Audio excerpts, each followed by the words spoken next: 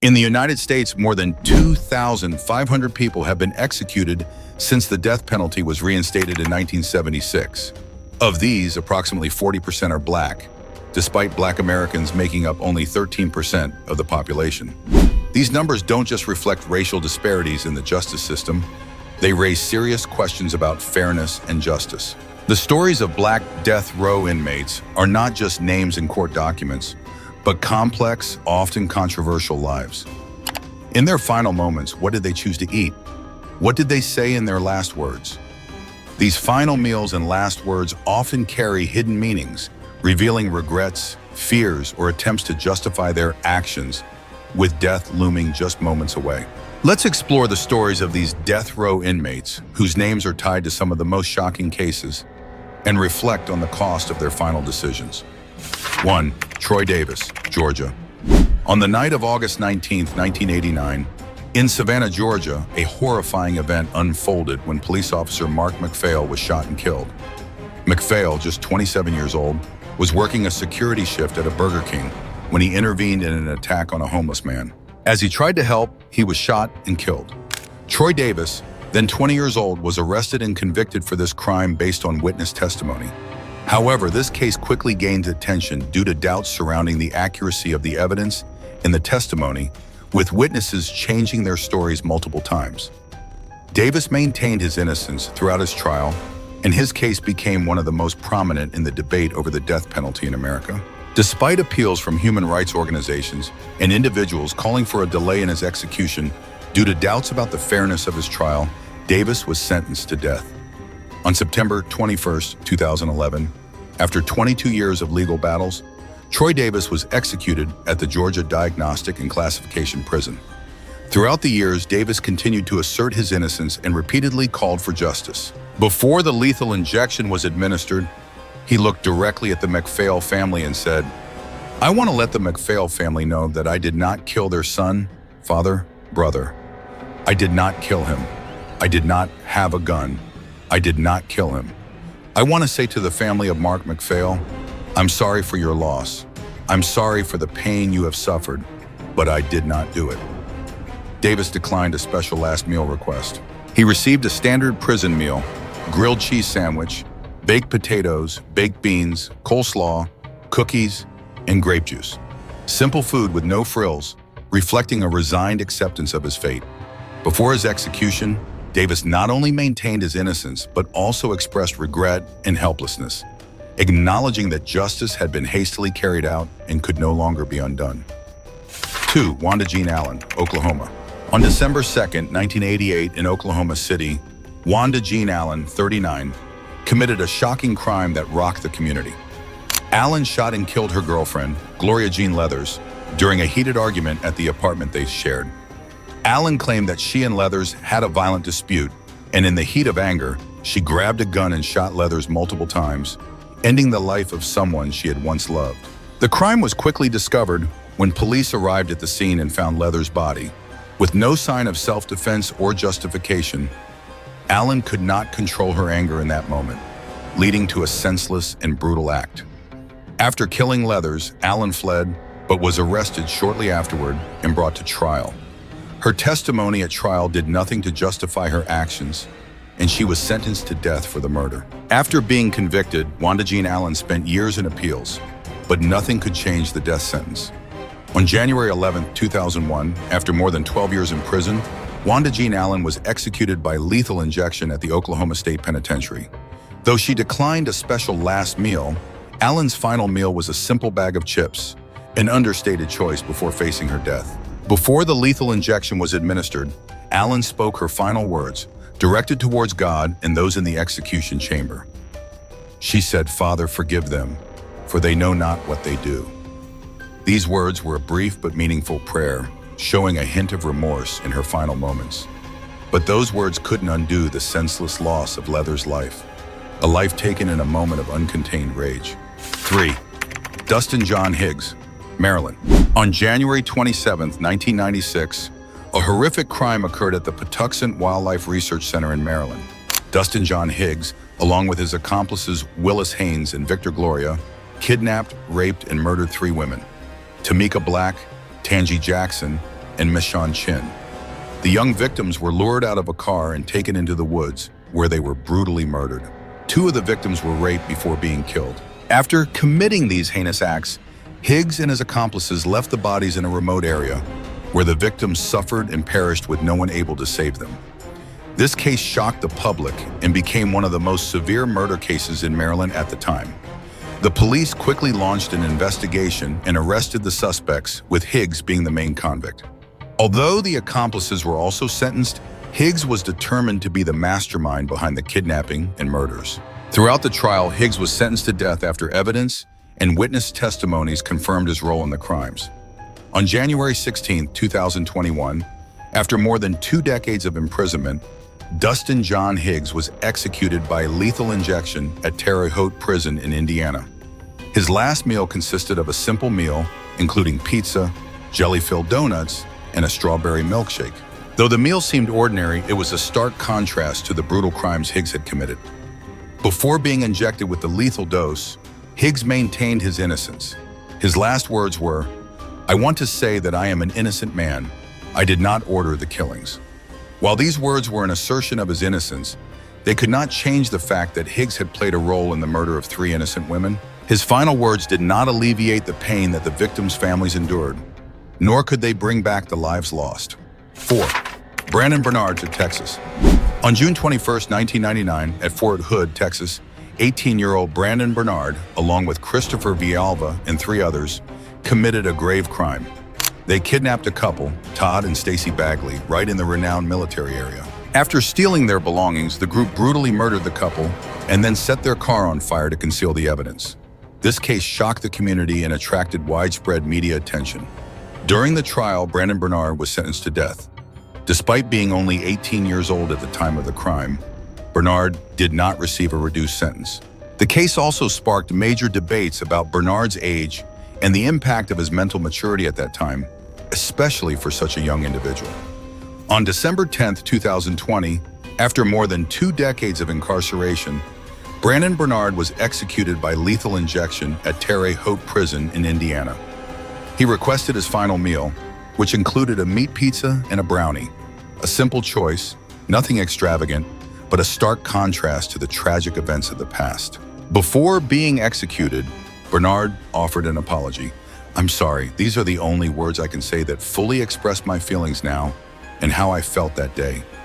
His last words, though brief, carried heavy regret and late remorse, but they couldn't undo the pain that the families of the victims had suffered.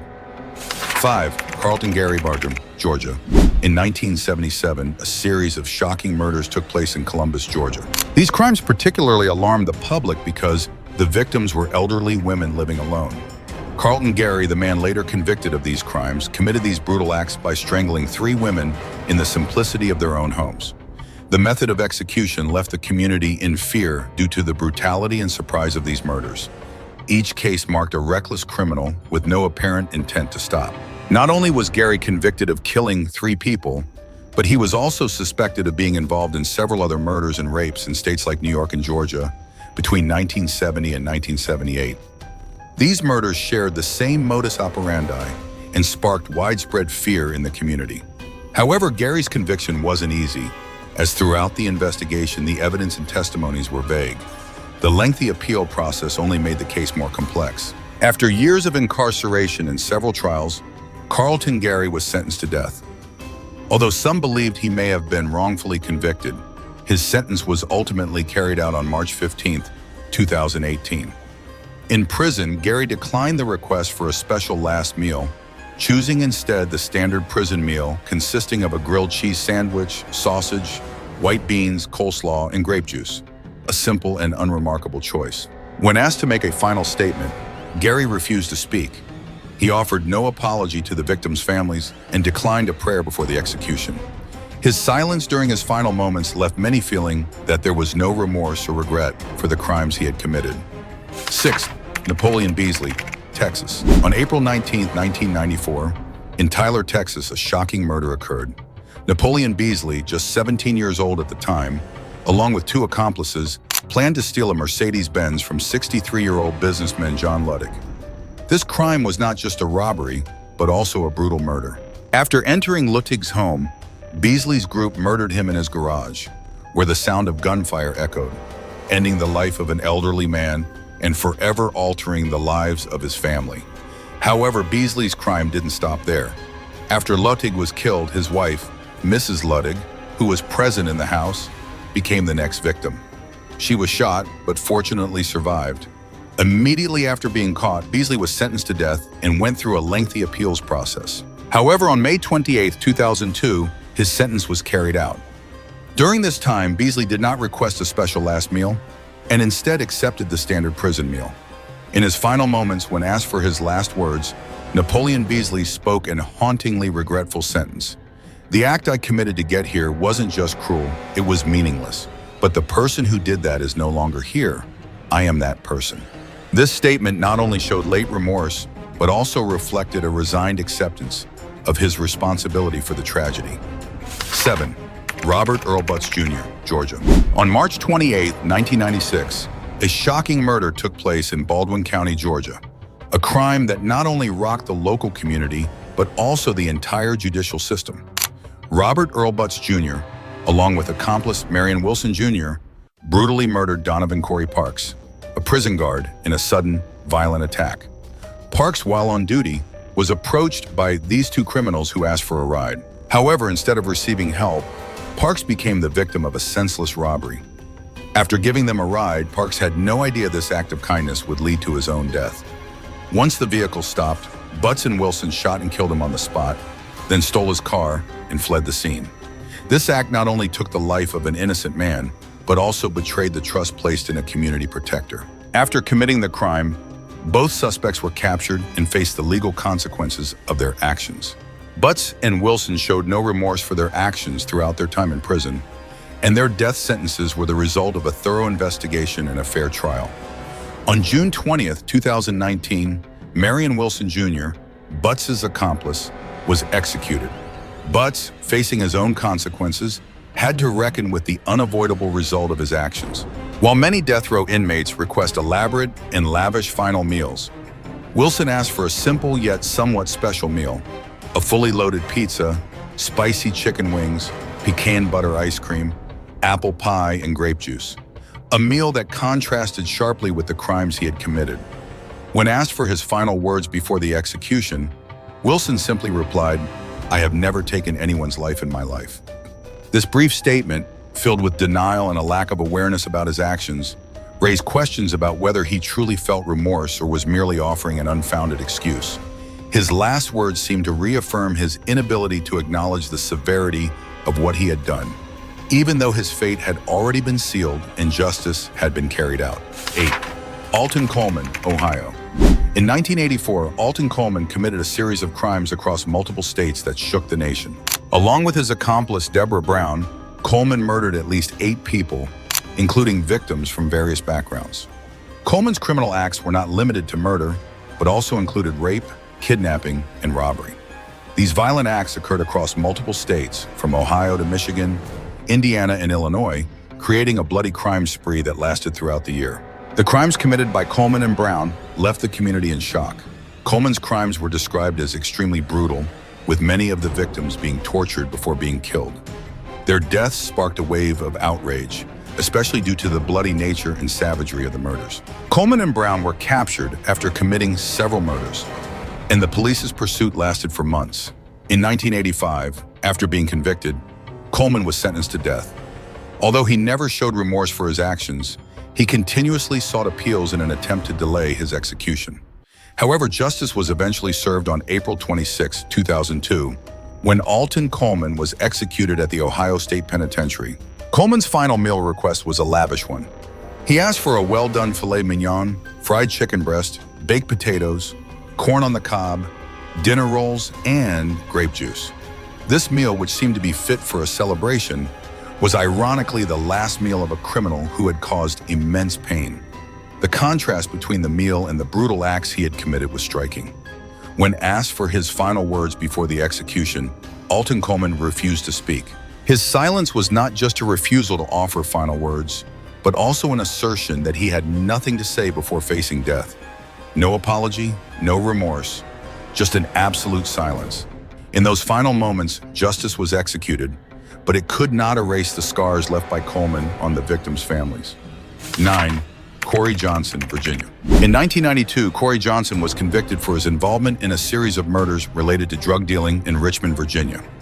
Johnson and his accomplices killed 7 people in violent retribution to protect their control over criminal operations.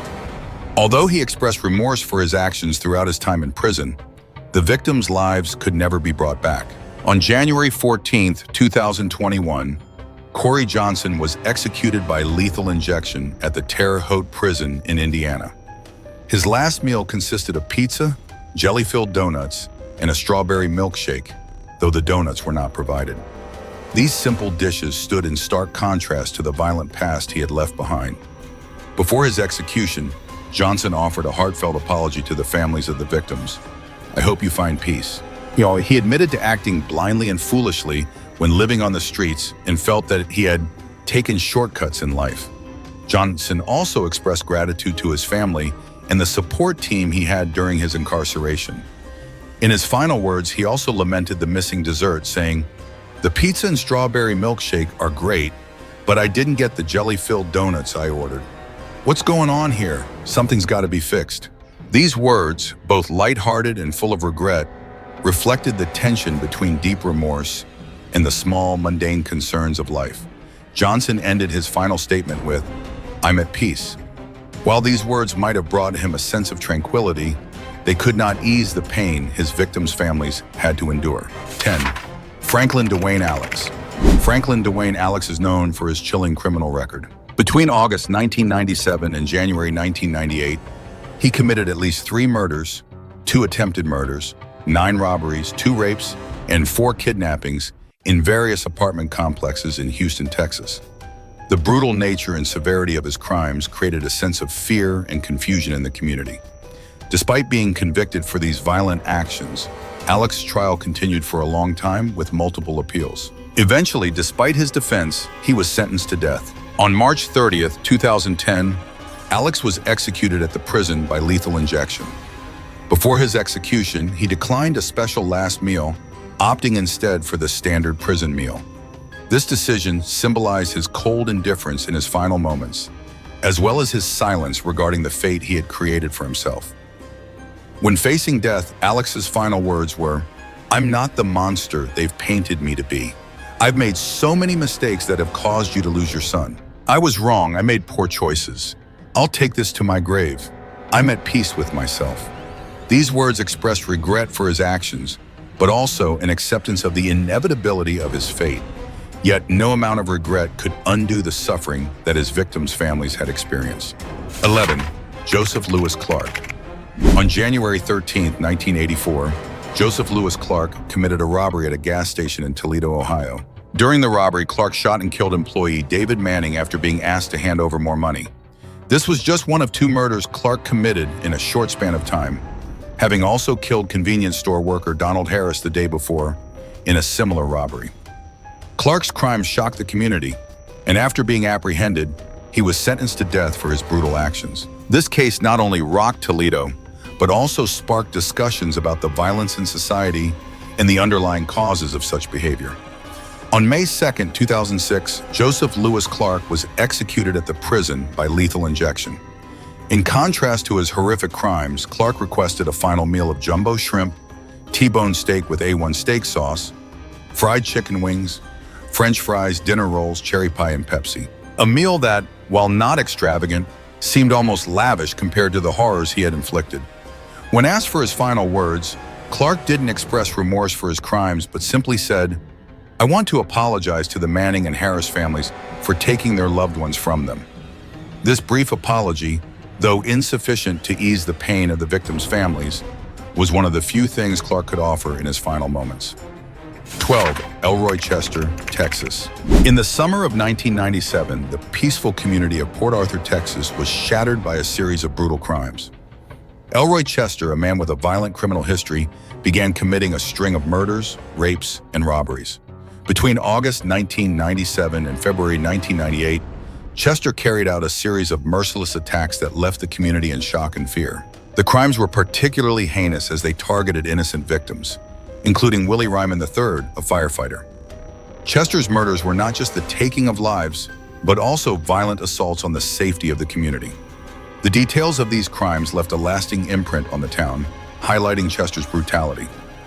Eventually, authorities tracked him down and arrested him, leading to his conviction and imprisonment while awaiting his execution. On June 12, 2013, at Huntsville Prison, Elroy Chester faced death by lethal injection.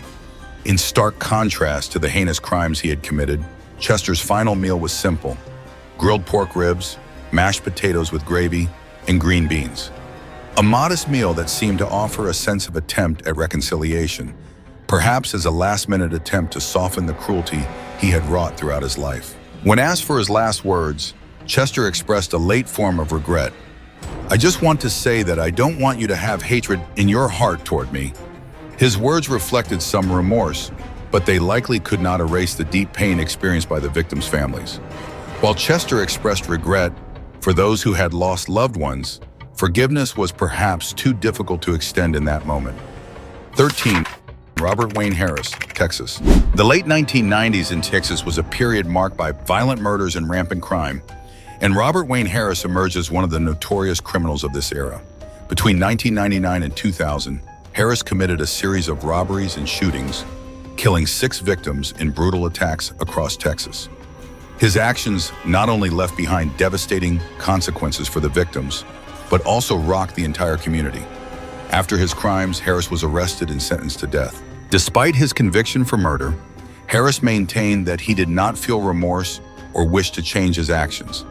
On September 20th, 2012, Harris was executed by lethal injection at Huntsville Prison. It was a painful decision for justice, but one that many of the victims' families had been waiting for. Due to Texas's policy change, no special last meals were offered to death row inmates at the time, and Harris received the standard prison meal. This was part of a broader shift in policy that affected many death row inmates during this period. Harris's final words did not express remorse for the horrific crimes he had committed, but instead focused on love and farewells to his family and friends. "I want to tell y'all, know that I love you. Billy, I love you, English, Hart, and Eloise. Dwight, take care, Dwight. I'm going home. I'll be all right, don't worry. I love y'all. God bless," in the Texas Rangers. Texas Rangers. These words conveyed a sense of acceptance about the impending death. However, even if Harris found peace in his final moments, the pain he caused the families of his victims could never be undone. 14. Marion, Butler, Dudley, Texas. On a tense evening, June 20th, 1992, in Houston, Texas, a brutal murder sent shockwaves throughout the city. Marion Butler Dudley was one of the perpetrators involved in the killing of 4 people, including a pregnant woman, during a violent drug-related robbery. This case not only resulted in the tragic deaths of innocent victims, but also raised significant questions about the severity of drug-related crimes within the community. The victims of this robbery had no involvement in criminal activities, yet they became targets of senseless violence. 4 lives were taken simply because they found themselves in the wrong place at the wrong time, caught in the chaos of a drug-fueled environment. Dudley, along with his accomplices, not only committed murder, but also inflicted deep emotional scars on the victims' families. His actions instilled fear and confusion, not just in the immediate families, but in the wider community as well. After the crime was solved, Dudley was arrested and sentenced to death. The trial didn't drag on for long, and he soon faced the reality of his punishment. On January 25, 2006, Marion Butler Dudley was executed at Huntsville Prison, Texas, by lethal injection. In stark contrast to the brutality he had caused, Dudley refused his last meal request. This act of refusal only added to the chilling nature of his attitude toward facing death. There was no clear reason for this refusal, but it could be seen as Dudley's way of responding to the final punishment for his actions.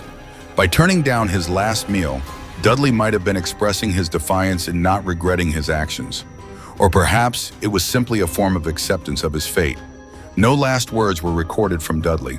This could have been an opportunity for him to express remorse for his actions.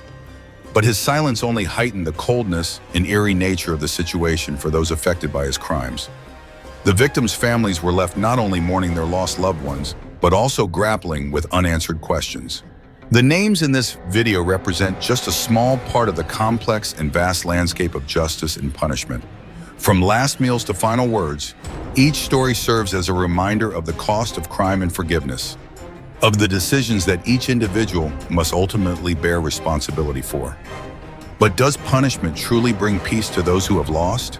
And can justice ever heal the deep wounds that society bears? These are not questions we can answer easily. But one thing is certain, these stories will forever resonate in the minds of those seeking truth, justice, and an understanding of the value of life. Thank you for watching today's video. If you found this story interesting, don't forget to subscribe and like so you won't miss our upcoming videos. Share your thoughts on what you watched in the comments. See you in the next video.